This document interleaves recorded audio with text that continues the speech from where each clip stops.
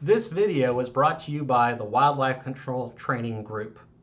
If you are interested in wildlife control, if you are a professional looking for training that is online, or if you are considering getting into the wildlife control industry, check us out at WCTmagazine.com. There you will find links to our online training school, as well as information on WCT Magazine. It is the only magazine that is made for professional wildlife control operators in the private sector.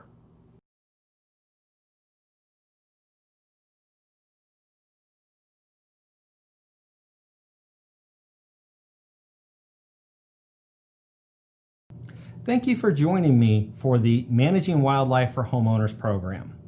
Most likely, you're here with me because you're currently experiencing some sort of wildlife conflict that you'd like to see if you could take care of yourself. Let me state right here in the beginning that not all conflicts can be done by the homeowner. There are times when you're going to want to bring in a professional to go ahead and resolve that for you. Having said that, let's go ahead and get started. I'm your guide. My name's Eric. Let me tell you a little bit about myself. So why I'm here presenting this class to you?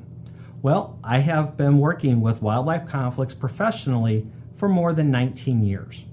I am licensed for and have dealt with just about everything out there, all the way from the small house mouse up to white-tailed deer. In 2007, I was awarded the Professional of the Year Award by the National Wildlife Control Operators Association. In 2005, I gave my very first class to industry professionals on dealing with bat conflicts with residential homes. Since that time, I have created the Wildlife Control Training Group, and our mission is to educate industry professionals on how to quickly and responsibly resolve wildlife conflicts that homeowners such as yourself may be experiencing. Let's go ahead now and take a look at the course so that you can get a good understanding of what we're going to cover. So what all are we going to cover in this course? Well, we're going to give you a basic overview and an understanding on how to deal with wildlife conflicts. We're also going to talk about when you need to bring in a professional and when there's things that you can do yourself. And when you do need to find those professionals, we're going to cover things that you can do to make sure that that person is qualified to be helping you. I want you to understand right now that many of the subjects that we're going to be talking about are specific to the state of Ohio because that's where I'm based. What we're not going to cover in this course is we are not going to cover every single possible wildlife conflict that can occur. We are also not going to cover every single species that's out there. In fact, we are not going to be covering porcupines, alligators, or white-tailed deer.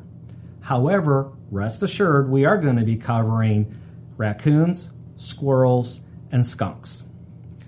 And also, I want you to understand that there's really no single method for resolving a wildlife conflict. You may have to try different methods in order to have success. What I mean is that there's no silver bullet. There's no one thing I can tell you that is guaranteed for success every single time. So with all of this, let's go ahead and get started in our program. So let's go ahead and get started on our journey now. To begin with, I'd like to cover some background information that I feel is going to be very helpful to you in understanding why we do what we do in order to come to a successful resolution of the conflict situation. Let's start with the value of wildlife. By no means of any imagination am I ever suggesting that we just go ahead and start killing animals. There is a time for that type of technique. However, it is not the focus of this training whatsoever. We need to take a look at what's going on with it. We need to understand that every animal has value. It has value in its ecosystem. It has value to the people around it. So we just don't want to indiscriminately go after a whole group of animals. Rather, as you find out, we're going to be looking at specifically animals that are causing that damage. Those are the only ones that we want to focus on. The next thing I want to talk about is common sense. There's this age-old adage that says common sense is common. Well, that is false. Common sense is not common. Common sense means that you have experienced either physically or you have seen it happen to somebody, and you've connected the dots between two different actions and the reaction for it. For instance, when a child is born, they do not instinctively know that if they put their hand on a hot stove burner that they're going to get burned. The only way that they learn this is by doing it themselves or seeing somebody else do it. At that point, that reward punishment, if you want to look at it that way, becomes common sense. And when we're talking about a wildlife conflict, we have to be very careful how we use these terms. Again, I am not a doctor, and so what is common sense for a doctor is not going to be common sense for me. And you can look at your lives and you can see exactly how that's going to go ahead and come together, where you're going to know things that I don't know. I'm going to know certain things that you don't know. Matter of fact, that's why you're here with me, correct? Let's go ahead now and talk about the purpose of life from a biological or species perspective. The purpose of life is to go ahead and mate, have young, have those young raised successfully. We are perpetuating the species. That is all life is to animals. They are not thinking about investments. They are not thinking about retirement plans. They are thinking of survival. And this is a very big key that you have to grasp right from the word go. People get to live. Animals have to survive. Now, there's 3 internal drives for survival for an animal. We have food and water, we have shelter, and then we have sex. These 3 items are key to any species survival, let alone the individual of that species. When we're talking about species, another thing to understand is that all animals have territories. Now, there's a couple different types of territories here. I'm not going to get very specific with any of the background information because, again, I just want to give you a quick overview so that you're thinking about this. Normally, when we talk about territories, though, we talk about 2 specific types. We have the home range and we have the transient territory. So what's the difference? The home range territory is a territory that a mated pair or an individual with young, or even just a single, say a male skunk has, that he says, this is mine. All resources in this area are mine. A transient territory is going to be an animal that has been kicked out. Normally it is the young of the year or so from the home range that they have to now establish their own territory. If you understand territories, you'll understand a lot of why at times you have one animal causing problems and at other times you have a group of animals that are causing a problem. So it's a very important concept to wrap your head around. Next, let's talk about family structure. This is something, quite honestly, I struggled with whether or not I should include in here, but I think that it bears enough, importance so that you understand later on in the lessons exactly what we're talking about and why we're doing what we're doing. The first thing that you have to realize is that normally when you have 2 animals get together, it's actually very rare for the male and female both to stay and raise the offspring. Normally, it is the female alone who is staying and raising that offspring. Now, there are exceptions to every rule. This is a fact of life. There are certain species where the males actually do the rearing and the females don't. But for the most part, and this is why I want to make this distinction here, most of the animals that you're going to have a conflict with, your raccoon, your skunk, your squirrels, it is not a mated pair or even a monogamous pair that you are dealing with. It is strictly the female with her offspring, or it is the male who is looking for a female to go ahead and have some fun before leaving her. Another key point, and probably the most important key point to take away from this, is something called carrying capacity. Now, I'm going to go ahead and do a little visual demo here for you with this. The simplest way you can think about carrying capacity is a glass. There's two different types of carrying capacity. We have biological carrying capacity and we have society carrying capacity. So what's the difference? If we take the glass that I just referenced and we pour some liquid into it, that glass represents the biological carrying capacity for a certain area. What I mean by that is that area will only support so many animals. That's it, no more. If we pour too much water into the glass and it starts spilling over the side, those are the animals that now become transient. They're looking for additional space because that habitat won't support them. The problem is that in society today, we really don't deal with animals from a biological carrying capacity. Rather, we deal with them from a social carrying capacity. And what that means is how many of these animals can we actually tolerate? And this is a very big item that, again, you need to go ahead and think about and wrap your head around because it explains some of why we have the conflicts that we have. So for instance, you might live on a property where you can go ahead and that property, maybe it can support one raccoon, maybe it can support 50 raccoons. For most people, your social capacity for that is going to be 0 raccoons actually living on the property. You might occasionally like to see them as they walk across the yard. You might even put some food out for them, which I don't recommend. And again, we'll talk about this later for why I don't recommend it. But I know that there's a lot of people that intentionally and unintentionally feed raccoons.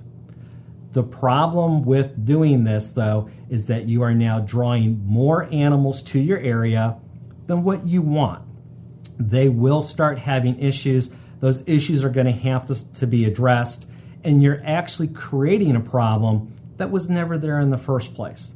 And so that's why I feel it's very important to understand the difference between biological carrying capacity and social carrying capacity. Are you a professional in the wildlife control industry, or are you just thinking about getting started in there? Either way, consider subscribing to WCT Magazine if you're not already a subscriber. What is WCT Magazine? WCT Magazine is a bi-monthly publication specifically for the private sector of the wildlife control industry. We cover a variety of topics, all the way from biology and handling up to business issues such as proposals, contracts, pricing. We cover it all. We are available, or we have subscriptions available in both digital and print formats. Check out WCTmagazine.com for more information on your subscription. Okay, let's go ahead and talk about some terms that you might hear thrown around concerning conflict wildlife. Those terms are going to be animal control, also sometimes called animal damage control, as well as animal management or animal damage management. Now, there's a clear difference between the word control and management, and that's what I want to focus on here. When we say that we're controlling something, what we're talking about is that we have authority over what it does. So we can make it do something that it doesn't want to do, or we can tell it not to do something that we don't want done, and it's going to listen to us.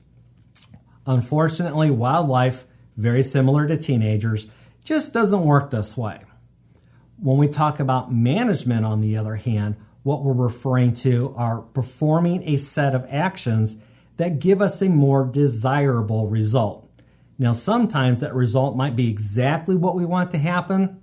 Sometimes it might not be exactly what we want to happen, but it's close to it. And so a good analogy I can give you concerning this are animals crossing the road. You have no control over an animal crossing the road. How do you get control for it? Well, you can put up walls, and to a degree you will have some type of control to it. But now you're not allowing the animals to cross to the other side.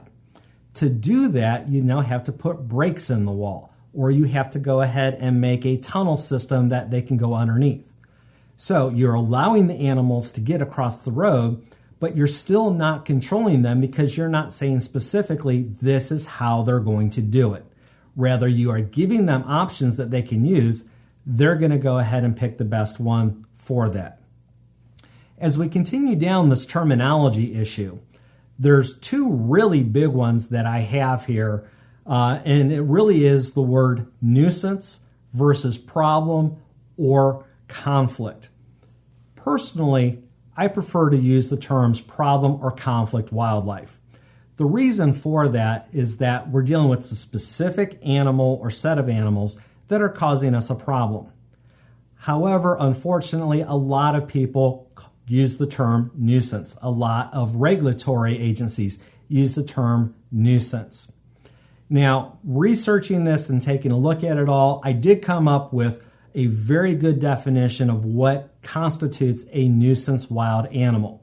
And that definition is actually done by Michael Conover in his book, Resolving Human-Wildlife Conflicts, The Science of Wildlife Damage Management.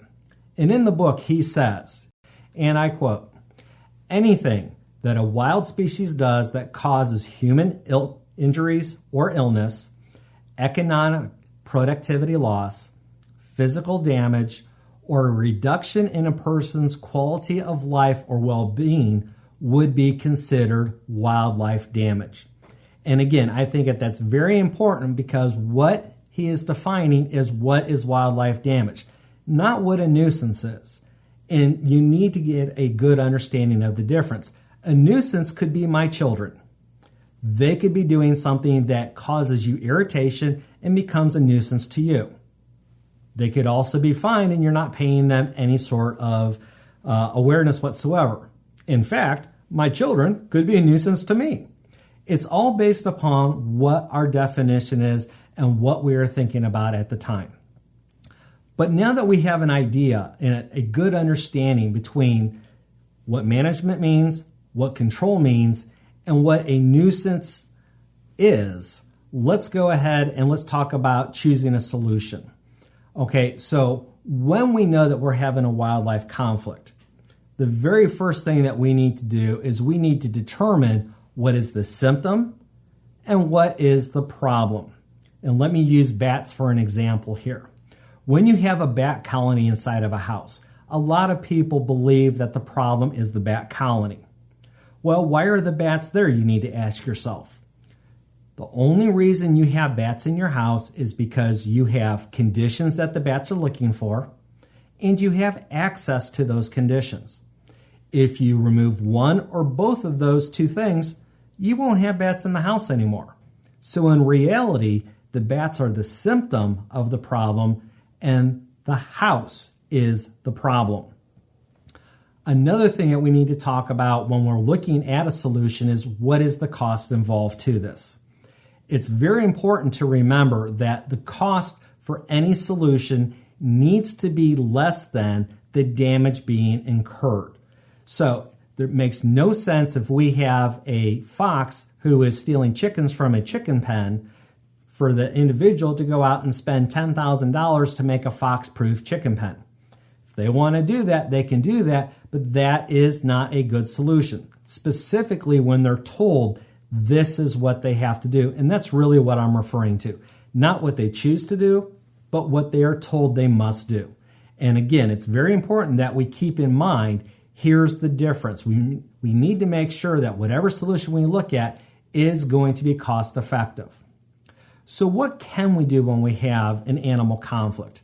Well, I'm going to go out here and this is going to upset some people, and I know it.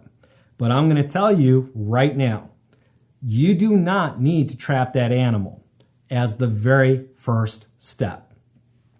If you want to, if there's other considerations here, that might be the solution for you. However, there's actually a set of things that we need to look at. The first thing that we need to look at is habitat modification. Can we change the environment in such a manner that that animal conflict is no longer going to occur? The answer might be yes. The answer might be no. It's going to be based upon the species, where you live, and how much it costs to do that. The second option that we always have is harassment. This means making the animal uncomfortable so that it leaves your property. Again, sometimes we can do this, sometimes we can't. Normally it takes additional equipment, hence we have additional expense.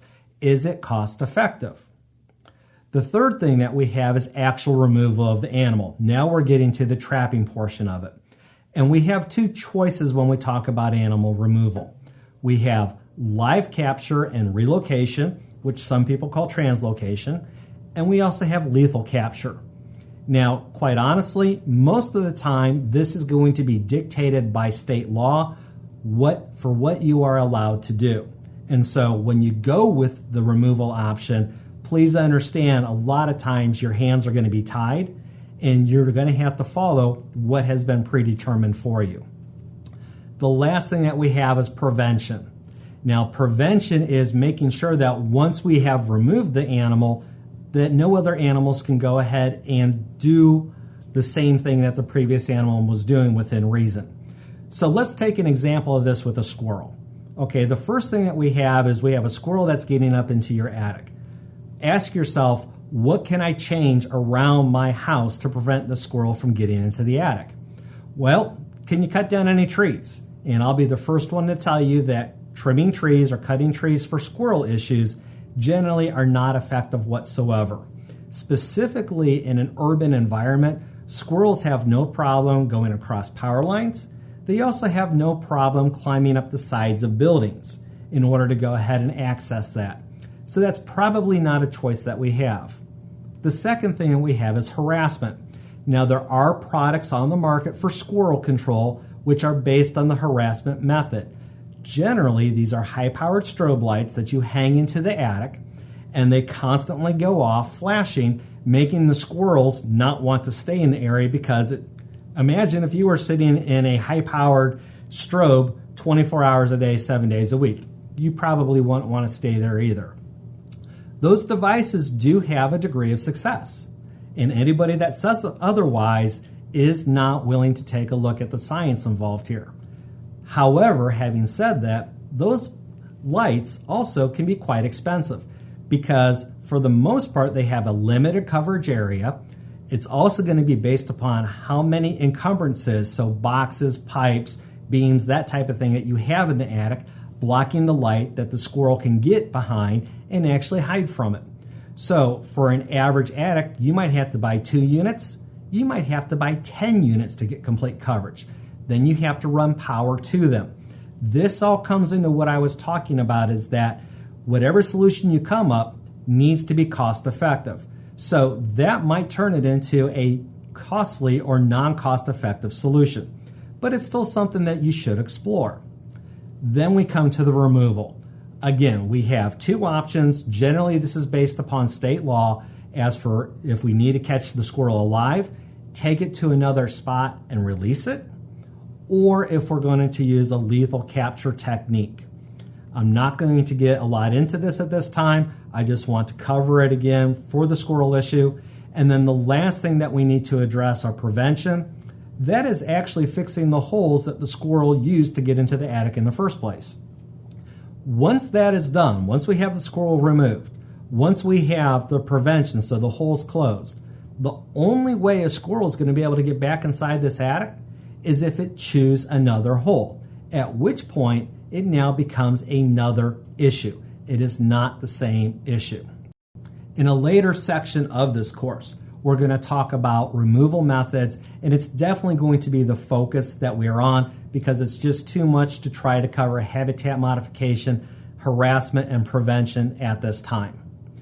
Next, we're going to take a look at the difference between fur trapping and trapping for wildlife management, common conflict species that we have, as well as regulations and how they're related to conflict wildlife.